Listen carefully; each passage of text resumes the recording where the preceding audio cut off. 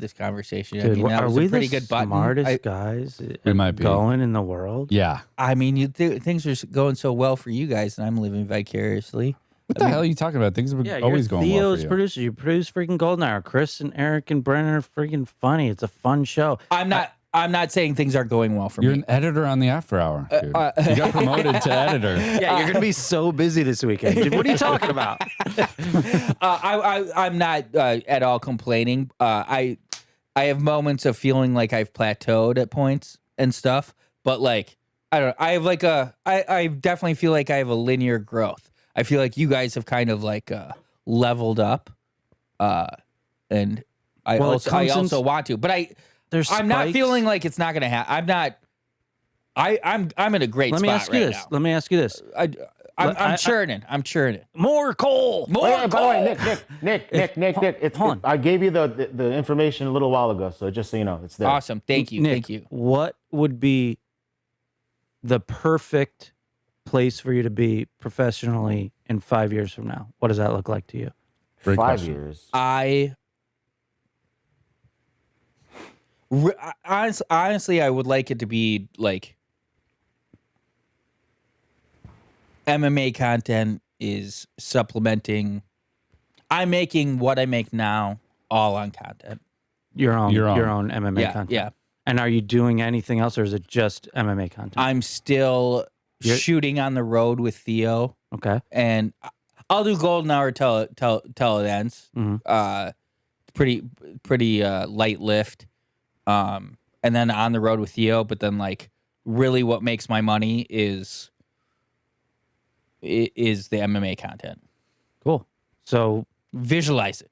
yeah, I mean, you're not far off. I mean, you have 5 years to like grow what you're already growing. I think you're on the exact right path. I think so too. And I think that like, again, it feels like almost like a pump up segment for me, but like, I still love the discussion because I'm thinking like all these thoughts, but like one thing that kind of like stilted me and kind of like bummed me out for a while is I spent 5 years doing those another podcast network with that guy or with those guys, my nemesis, and we got it to a point where it was like it's basically where I am now with all the other things, and I feel like at the same side of the audience and engagement and shit, and just starting from scratch, and it's just fucking. It was really devastating. That's like basically what I did from the second I got in LA, or like hired an Adam Carolla show, and then that just like, and also because of what I'm doing now, the audience isn't the same. It felt like, oh, I didn't really gain that much, but what I did gain is like learning how to produce a podcast and clips and what makes it grow and shit. So it's not all loss, and that's where I am now in a very positive place with it. But fuck, it was like 5 years. Like, had I been doing MMA content, which I wanted to from the second I walked into Adam Carolla's door, I asked him if I could use the studio, do an MMA podcast.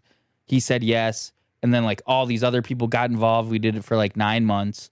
But if I had an MMA podcast from that point forward, it'd be the MMA podcast. Yeah, but you have a MMA podcast from now point forward. So but I worry Magic is too aggressive to reach a wider audience. I think he's so funny, but he really turns a lot of people off. Oh, your co-host. Yeah. well, maybe you can supplement it with just the solo stuff and the combat buddy, and that's the plan. Yeah, I love it. I'm excited. Yeah, me too. But again, like, don't want to be 45 and not make money. However, so I'm a what little scared. That's all right. Fear's good. Fear's a good motivator. It's true. I think it's so great, but I think you're towing the line of saying that you want to still be working for Theo. I think you can even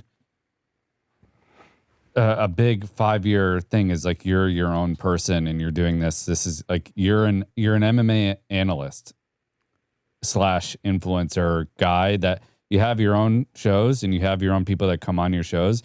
Then you can also go around to other shows and you're not a talking head. That's like a weird way to say it, but I can't think of another way to describe it. Like an a analyst. Character in this, like a successful you're MMA like you have so much podcaster. knowledge that like People you're a self-sustaining business that can go on other people's podcasts and make your own content. And then in an ideal world, you have like a producer of your own and stuff like that, to where it's like That'd be awesome. Yeah. Imagine winked you at had Mark. your own little Nick going, more coal. Yeah, Dude. but a more detail oriented little Nick. That's what I need. You definitely need a little detail-oriented little Nick. You do. Calling the kettle black over there, pal. How dare you? I saw a fighter and the kid Fighter short. on the kid. That's the new show, baby. I saw a fighter on the kid short that said, "This will blow you." Yeah. Oh, it was the title of an episode. It said, "This will blow you, colon." It should have been, "This will blow you away." So get off my ass. Holy Nice. Nick. No. Nick, you know I don't do titles and descriptions at all. You know that, right? I know. I want to air it out. Air out your grievances. Yeah, I don't handle that. So anyone that complains about that shit, somebody else is doing it. I asked that person if they would be cool with like letting that be known. They're like, nah, I don't want to deal with like the hate. And then all of a sudden, like that puts it on me. Then, but I'm like, whatever. Chin, where do you want to be in 5 years? Here's what I'm thinking, Case. I want to be bigger in the golf industry than either you or Mark. All right. Well, it's not that hard to Imagine get that. bigger than me. No, I'm just Mark kidding. doesn't work at the golf industry. But I wanted to, by the way, I wanted to ask you about this. There's this guy. It just popped up in my feed. That Nick, producer Cheddar Bob, thinks that if he just started an MMA podcast sooner, he would have the #1 MMA podcast. That's what he thinks. That's how delusional, and he really thinks that. Because he's an unfunny dummy. But I like how he admitted that he doesn't want to work for Bop and he wants to quit. I mean, this guy all the way left, Schaub fired him like a month and a half ago. And he got another job. And then he just hangs out with these guys still. But producer Nick said that guy leveled up. Once again, another guy who got away from Schaub and his career did better. He's doing some like golf YouTube channel or something. I don't know. But producer Nick, I think Chin's in it for the long haul. Chin's dreams and aspirations. First of all, look at Chin. Someone made a comment and I read it in the last video I made about Chin. And I had noticed the same thing. I kind of like Chin's little haircut here. He looks like a distinguished Asian fellow here. Doesn't look that bad. Yeah, I'm liking his chin look. Yeah, it's Chin.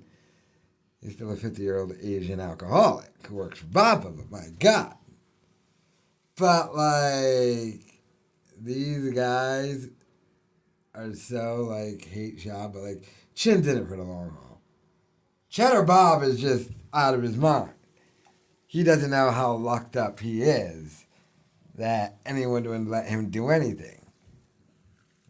The man has the personality of Rocky Road ice cream. He's an idiot. He's not funny. He's a dummy. And he looks like Cheddar Bob without the charm. At least when Cheddar Bob was an idiot, it was kind of funny. This dude, wow. Really thought he's going to have himself the #1 MMA podcast if he just... First of all, I think he did start it sooner. Something tells me this weirdo had a podcast in like 1997 or something. I don't know, but let me know your thoughts in the comments.